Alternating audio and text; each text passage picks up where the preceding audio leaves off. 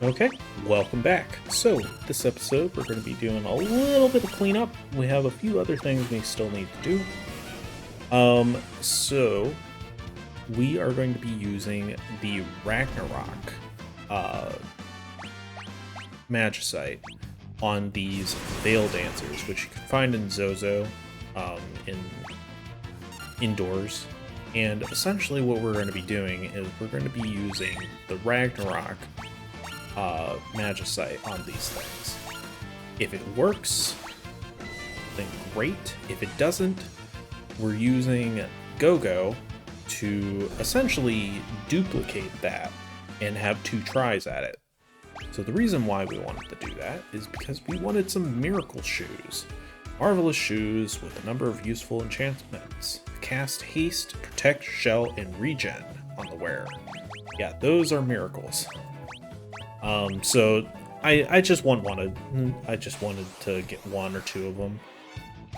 Alright, so this is, it's kind of a crapshoot whether you're going to get it. It's very rare to find.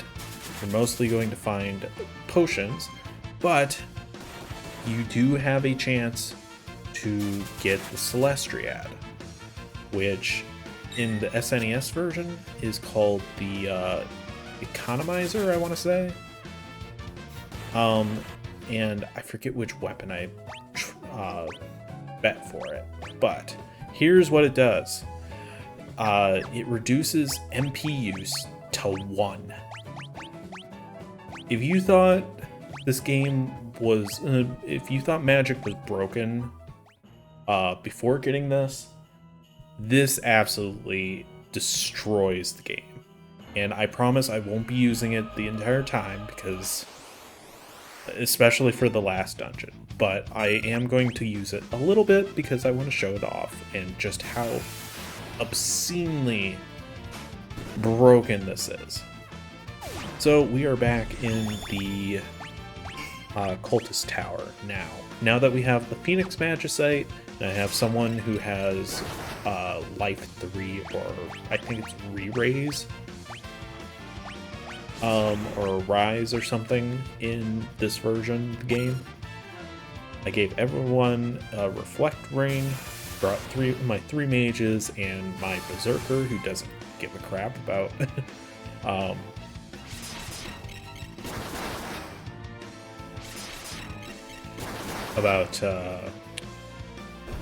about magic only. So he's just going to kind of do his thing. They can use Osmosis on him as much as they want. It's not going to matter. If you want a much easier time in this place, like if you find yourself just having too much trouble with it, you can bring Mog with Maluo's Charm. And that will get rid of all random encounters. Because honestly, I don't blame you if you do that, because I would prefer to do that. Because this place kind of sucks. For one, you can't teleport out of here. So once you've entered it, you're going to have to go all the way back down, which means you're probably going to fight random encounters on the way down as well. So, yeah.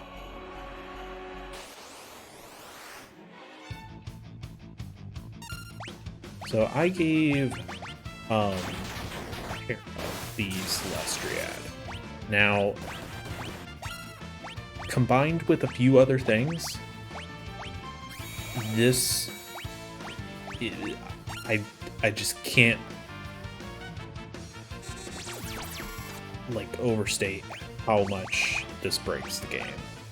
I think Celeste and Realm have another item that halves the MPs.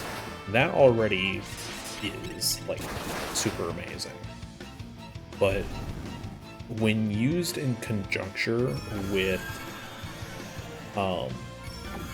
Quick and the item that we're actually going to be getting at the end of this dungeon, you essentially have 4 turns to just use whatever spells you want for 1 MP each, it breaks the game pretty quickly, especially if you're using, say, Ultima, one of the best offensive spells in the game.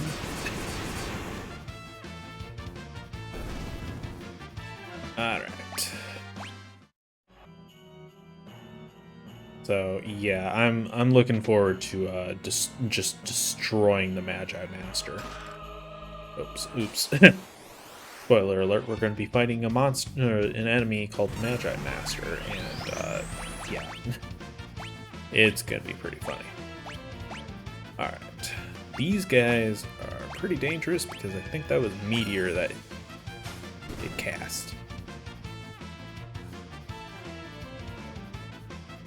Thankfully, it doesn't realize that we have reflect rings on, so it casts stop on itself. Yeah, that's the thing, like, most of the enemies in this place don't actually know that. And Celeste just learned Ultima. Awesome. Alright, so this is the Holy Dragon. Probably the easiest dragon. As long as it can't get Holy off, which... I mean, we have reflect rings, so it doesn't matter. Here's the thing with the Holy Dragon. It has one soul-crushing flaw, and that is it can be silenced, which means that it can't cast any magic. No effect. Yep.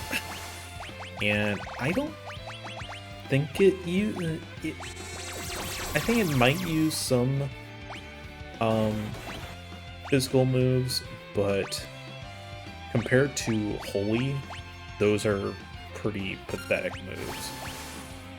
So yeah, at this point, just cast high-level magic, and it should take out the Holy Dragon. This is probably one of the easiest dragons, as long as you use silence. If you don't use silence, then it's definitely a lot harder. Yeah, you can't dispel something if you're silenced. Holy Dragon, come on.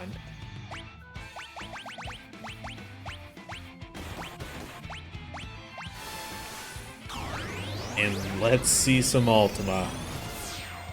Ah, that's beautiful.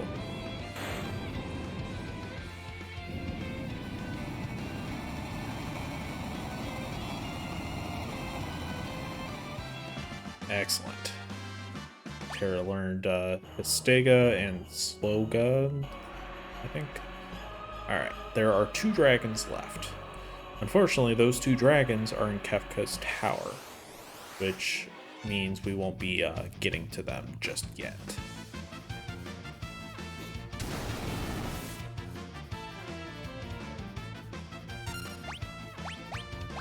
Cast Break. Rip, dude. Cast Death. Yeah, unfortunately that doesn't help. Yeah, I would highly recommend, especially on your first time, if you don't want to go the easy way out and have a Mog, to use reflect rings on everyone, because most of the enemies don't realize that you have reflect rings on, and will just end up casting on you and it'll rebound. So the way reflect works is if you cast something on someone who has reflect, it will bounce back towards you.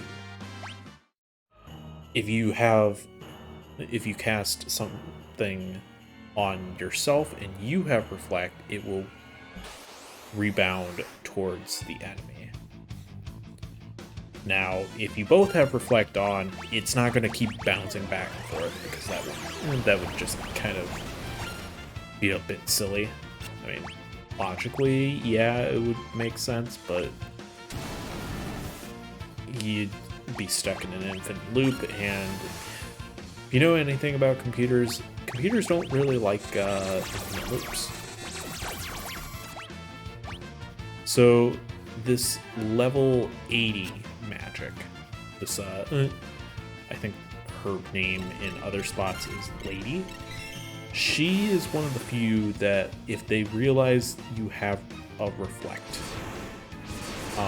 status on, they will actually use Cure on you, and it will reflect back to them.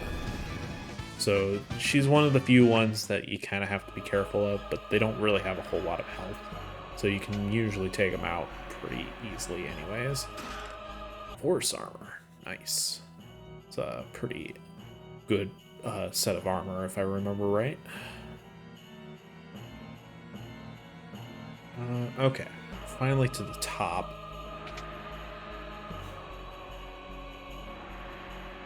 And let's take that. The Soul of Thamasa. So the Soul of Thamasa is essentially your dual wield for the game. So if you give this to someone who has the Celestiad and that knows Quick, you just made them extremely overpowered. Now, I can't remember if only Terra can hold it, or if Terra and Celeste can hold it, or if anyone, just anyone can hold it. I'm not entirely sure. But it doesn't seem like the cult really likes that we stole their artifact. So, Lord Kefka's treasure. Return the treasure. Yeah, Kefka doesn't care about you guys. You do realize this, right? You're mere ants to him. I think you can actually move around in this cutscene. Although there's not really much you can do about it. So this is the Magic Master, or Magi Master, I think, in the SNES version. So he, as well as the Holy Dragon, has one fatal flaw. He can be berserked. And that completely neuters anything that he can throw at you, because he will only use physical attacks at this point. Alright, so let's see. Are we going to do the game-breaking thing here? Maybe not yet.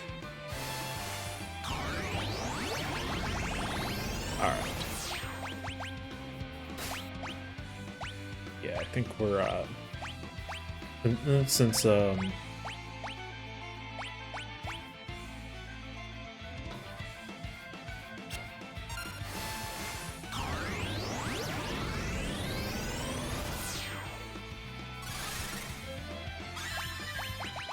yeah.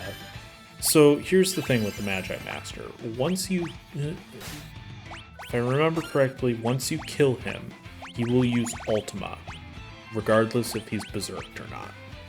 Now, I know that is a fact for sure in the SNES version and the advanced version. That being said, I don't think he did it when I was fighting him in this go-around. I'm not entirely sure why, and I guess we'll see as we go here. So we're going to use Quick on Terra using her dual wield, or dual cast. And if you have the Celestiad on, there's absolutely no reason why you shouldn't use dual cast every time. So yeah, use Quick, we have dual cast, we essentially get to use Ultima.